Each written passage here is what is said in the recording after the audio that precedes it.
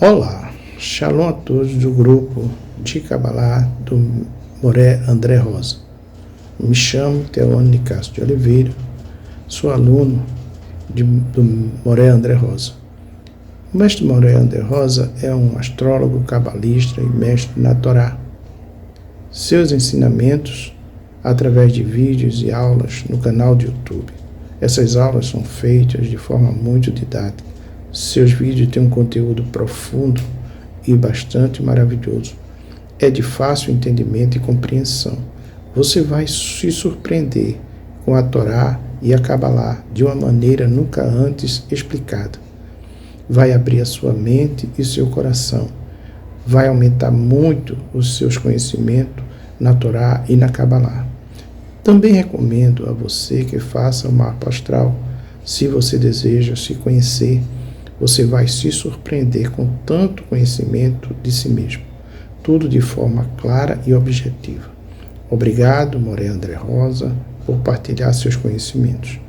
Que o Eterno recompense com muita saúde, vida longa e sustento farto a todos dos grupos da Kabbalah, do mestre Moré André Rosa, muitas brahas do Eterno. Baruch Hashem. Um dia o Rabi Eleazar estava sentado no portão de Lida, junto com o Rabi Abba e o Rabi Judá e o Rabi Yossi. Esse último disse: ouça, eu lhe contarei os pontos turísticos que vi esta manhã. Acordei, na verdade ele está falando aqui de espiritualidade.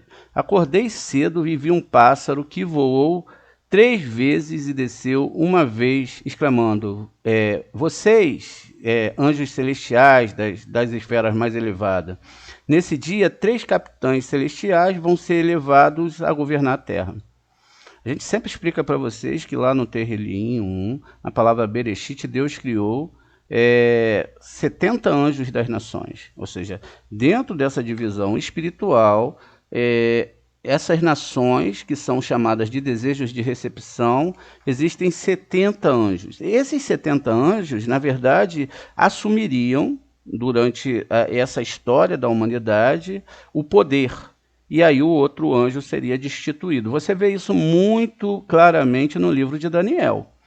Então esses anjos, eles têm um poder, eles ficam elevados de uma forma que eles são alimentados exatamente por conta da idolatria que as pessoas fazem naquele momento, aquela questão espiritual que está no comando e que é com certeza antagônica à Torá, mas que foi algo que o Eterno já sabia que ia acontecer, e que no final vai ter um resultado positivo. Então diz aqui, e um desalojado de seu trono, esse anjo que foi desalojado, ele é obrigado a passar pela corrente de fogo, ele e seu poder são aniquilados, não tem mais força. Ou seja, quantos reinos a gente viu aí atrás que perdeu-se a força espiritual e ficaram para trás.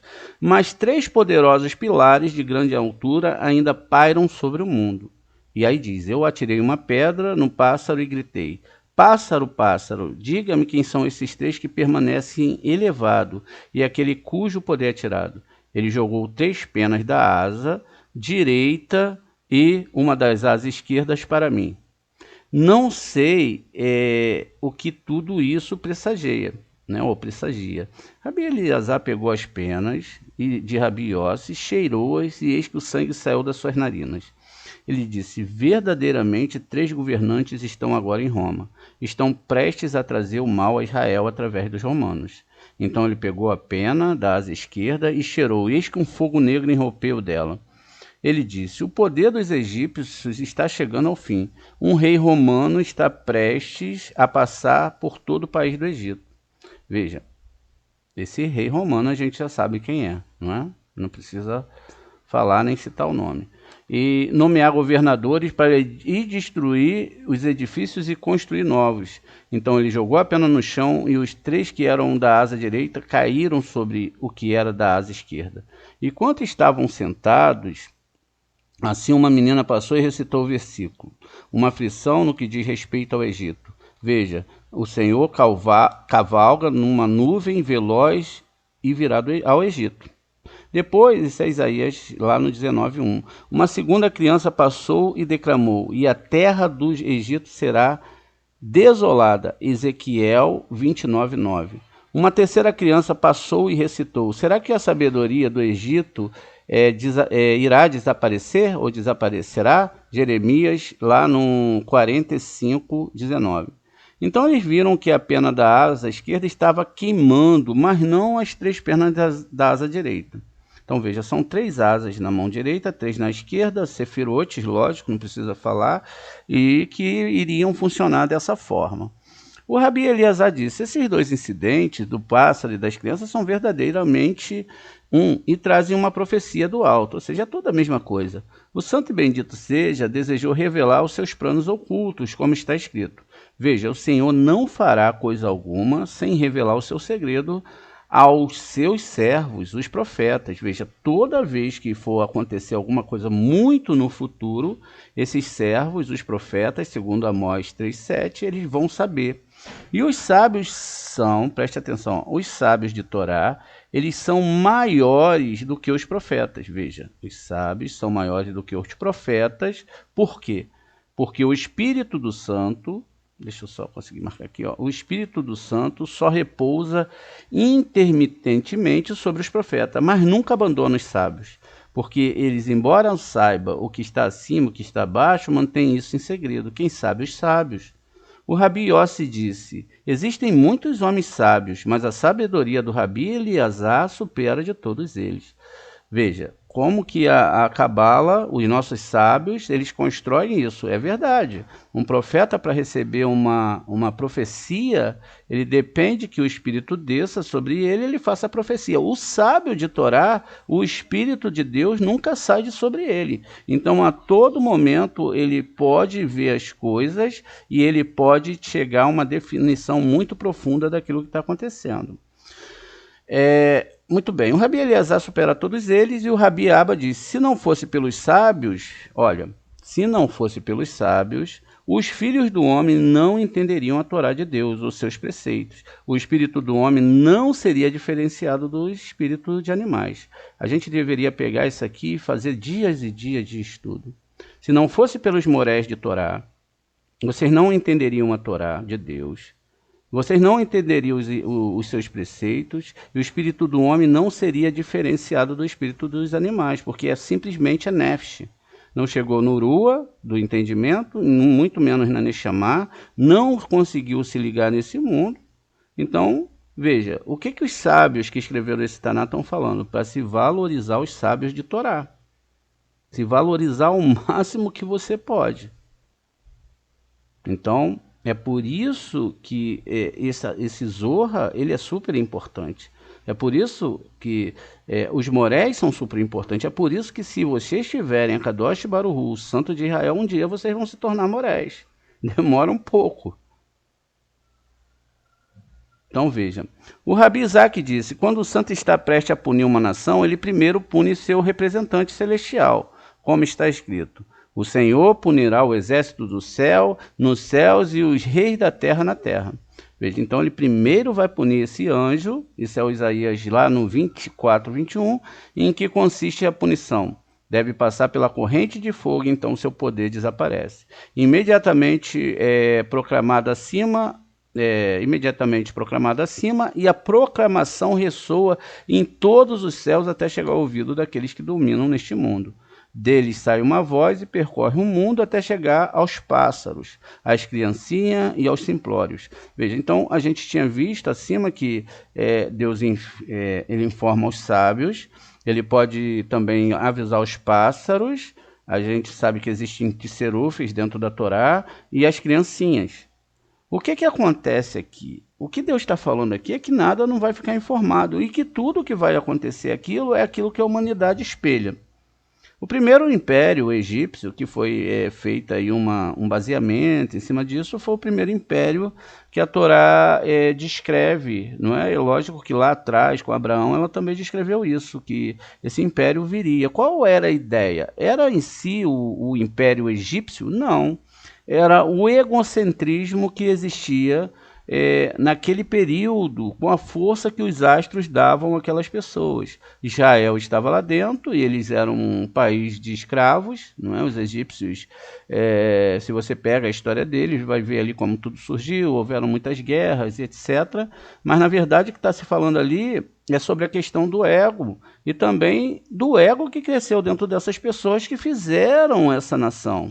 Então, essa nação ela foi crescendo através de extrair das outras pessoas a sua liberdade, de extrair das outras pessoas o seu trabalho, de escravizar as pessoas. Ainda que existem relatos arqueológicos e históricos que essa questão da escravidão no Egito ela não é muito certa. Tinham pessoas que recebiam salários e recebiam um bom salário, né?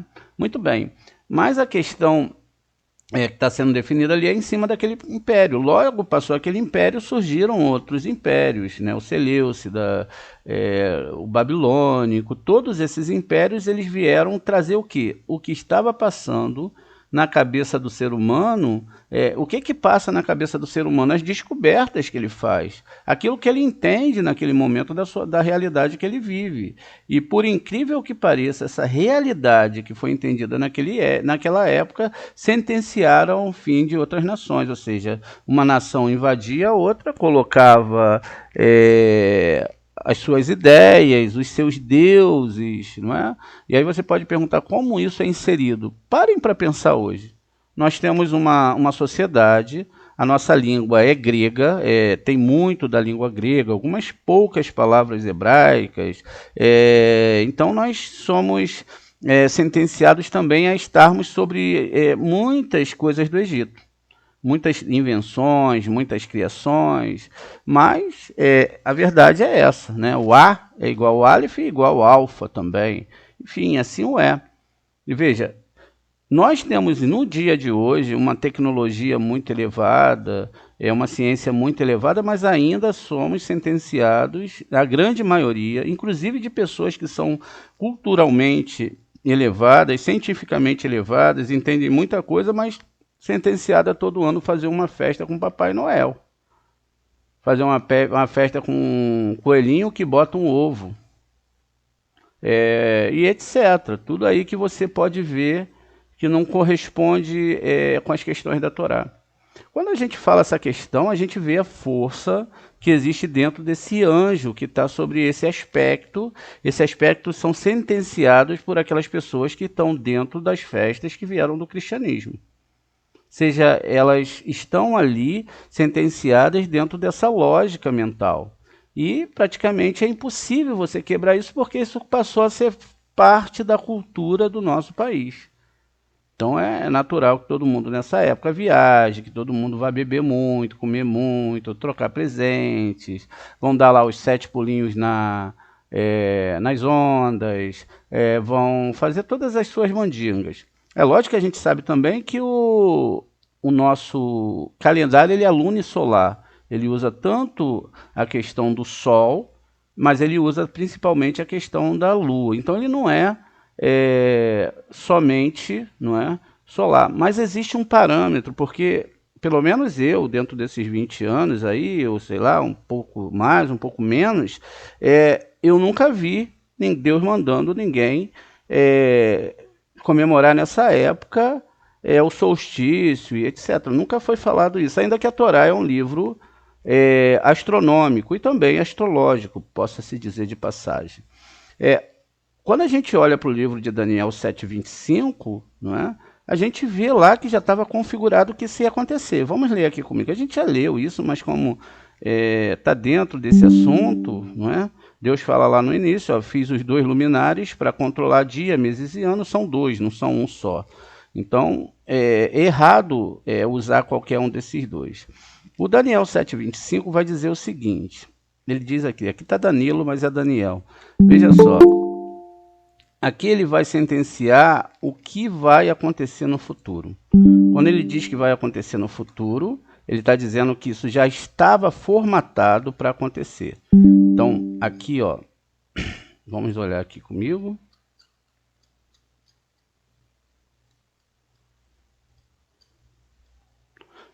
Deixa eu ver aqui, que às vezes muda, né? Deixa aqui, ó. E falarás palavras contra o Altíssimo. O que é falar palavras contra o Altíssimo, né? Falar aqui, ó, palavras contra o Altíssimo é que ele vai falar contra a Torá, em referência lá a Devarim 13. Não aumentará e não diminuirá nada dessa palavra. Então, falar palavras contra o Altíssimo é transformar o Altíssimo também naquilo que ele não é. É sentenciá-lo, talvez, a ele ser parte da criação ao invés do Criador. O que as pessoas entendem como Criador lendo a Torá escrita, a Torá de esquerda, que é fazer com que Deus, de repente, apareça aqui ou ali, e fosse como se Deus passasse a existir dentro daquilo que nós entendemos como criação. Então Deus ele não pode existir num parâmetro da Cabala dentro daquilo que nós conhecemos como criação. Ele é o Criador. As manifestações espirituais que nós vimos são de anjos, que são nomes divinos, através das letras hebraicas, que cria no Da'at do ser humano uma construção daquilo que ele entende através do modo e do mundo que ele pode perceber. Ou seja, a gente não pode perceber tudo, não é? E diz aqui que ele perseguirá os santos do Altíssimo e ele pensará em mudar os tempos e a lei. Por que pensar? Porque mudar de fato não muda. O que a Torá colocou como a verdade dentro desse calendário que poucas pessoas dão valor, as pessoas dão muito mais valores à questão cultural, a questão do tempo que ela vai estar com a sua família, das suas festas, mas não dão atenção a esse tempo e essas leis. E a gente sabe que exatamente há 2000 anos atrás, 2020 anos, 23 anos atrás, principalmente na época de Constantino, as coisas começaram a mudar drasticamente. E é lógico que o que se mudou drasticamente estava sobre o poder desse anjo que a gente está falando e está citando. Veja, o poder é imenso. Porque isso já foi criado quando Deus, então, construía a Torá e construía o Masal da humanidade. O que elas passariam. No final, todos nós vamos reunir os cacos da alma de Adão, que somos nós mesmos, e vamos ter que dar conta de tudo isso que falamos da Torá, das religiões e etc. E que muitas vezes, hoje nós temos 3 religiões que dizem ter a razão sobre a Torá. Infelizmente, não sendo egocêntrico, mas através da ótica dos cabalistas, nossos mestres, nós sabemos que eles passam longe do que realmente é a Torá. Então veja, ainda que os sábios falassem, ainda que eles construíssem, ainda que eles deixassem escrito, o Zohar foi perdido por muito tempo. E depois que ele foi achado, não tinha o Cri certo, a gente não tinha o Arizal, né? Não tinha um homem que tivesse um nível espiritual. Saiba-se de passagem que o Arizal, ele é Mashiach ben Yosef, ele abriu os canais, porque através da terceira era ele conseguiu abrir o entendimento de Kabbalah para todo mundo. Uma coisa que só existia dentro do judaísmo e grupos pequenos de judeus. Não era algo que era realmente falado abertamente. E aí depois tiveram muitos problemas, como Shimon Bar Kokhba, JC, o próprio Shabbatai Sevi, que chegou como o salvador do povo judeu, e usaram a Kabbalah de uma forma errada.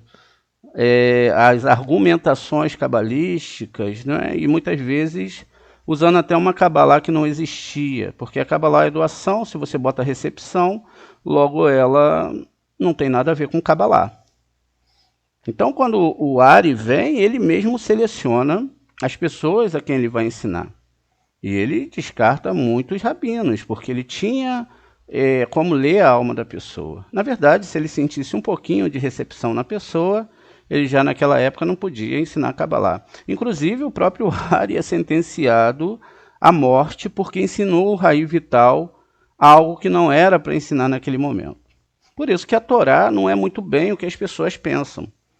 Não é? Ela teve uma Torá antes da entrega ali no Monte Sinai, que tem que ser analisado muito profundamente. Depois no Monte Sinai, o que perdurou até a vinda do Ari. Depois do Ari veio o Rabash, etc. E aí, sim, em 1995, foi liberado pelos céus, pelos anjos, o ensino da Cabalá para todos, independente da sua cor, raça, seu nível cultural, enfim, para toda a humanidade. Então veja, durante esse período, esses períodos que tiveram essas perseguições ao povo judeu, não era somente ao povo judeu, era a Torá. O que estava sentenciado ali é que esses seres, não é, que pegam forças, esses anjos que recebem força, porque a Torá fala assim, não adorarás tal Deus. Por quê? Porque é bonitinho, é legal? Não, porque você dá força àquele nome. Você dá a sua essência àquele nome. Nós trazemos ligação do divino, com a Shekhinah que está aqui em nós, e ligamos a força a esse anjo, quando nós o idolatramos, etc. E depois esse anjo fica bem forte, não só na nossa vida, como também no meio que nos cerca.